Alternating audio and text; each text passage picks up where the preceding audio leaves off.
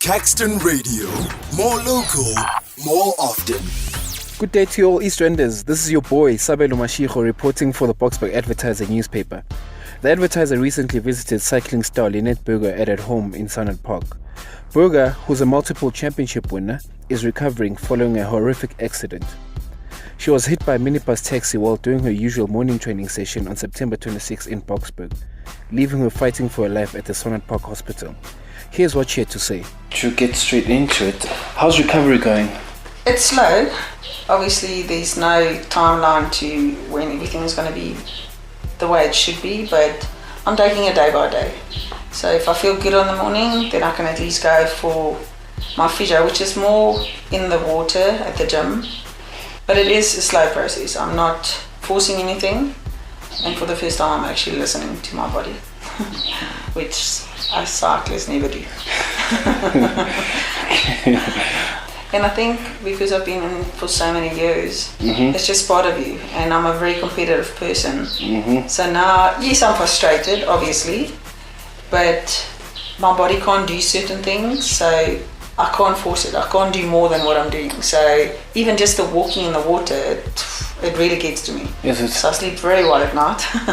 But it's to get my lung capacity a bit better than what it was. Yes. It makes sense. So I need to do some sort of exercise. Do you actually mind describing what exactly happened that morning? I have no idea.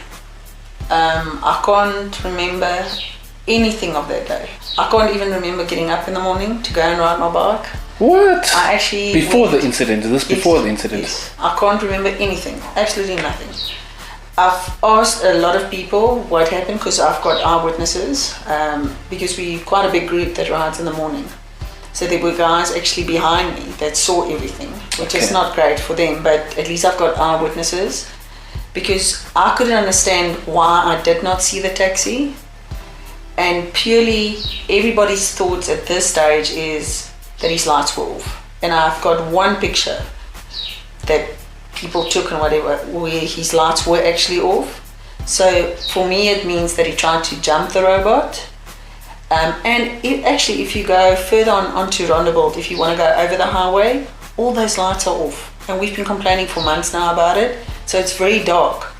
So, I mean, it's 4:20 in the morning, he would see lights approaching, and the lady just said to me, the lady and her husband, it was red for me, and I stopped, because I'm very aware, especially because my husband got hit last year, the 9th of May, also by a car. So I'm very alert and very aware. So I stopped, and apparently it went green for me. I still waited, apparently, according to them now, and I looked around to actually cross over, and the taxi hit me. So, like I said, I cannot remember getting up that morning, going to ride my bike, absolutely nothing. Wow. Which I think is actually a better thing. True. Because now I'm not scared to get back on my bike. Okay. I don't know if it's going to happen or not, that time will tell, but at least I don't have bad memories, so that helps. Okay, wow. Can you by any chance remember when you started feeling pain, that you are in pain? 10 days after I woke up. What? They put me in an induced coma for 10 days. Because both my lungs collapsed.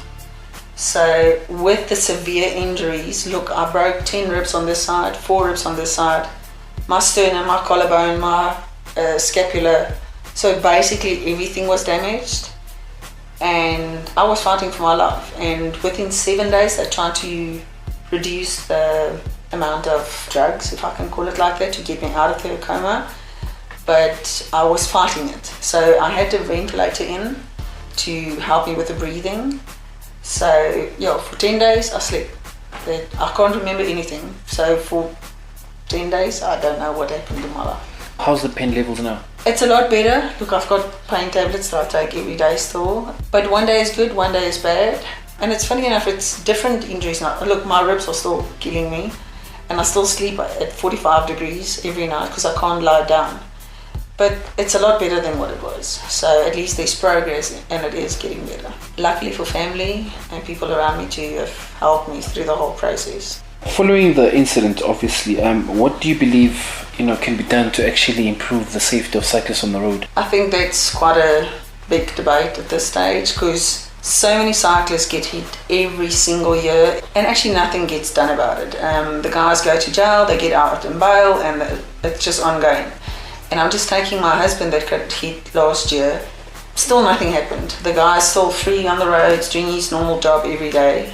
So I think for us as cyclists, look, we are actually a big group, so you can't actually create more awareness of being in a bigger group. We've got our lights in front, we've got the lights at the back, so for safety reasons, it's just so that the cars can see us, and it's flashing. We look like Christmas trees. So you can't miss us. But I think for us, it's just to ride two abreast.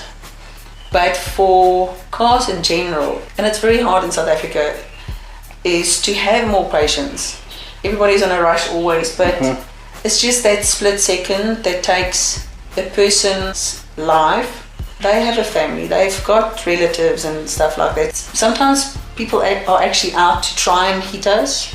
It's only when they actually do it where they think like, oh, I shouldn't have done that. Connect with us and be heard on Caxton Radio. Send your WhatsApp voice note to us on 079 431 1217. That's 079 431 1217. And join our Caxton Radio community.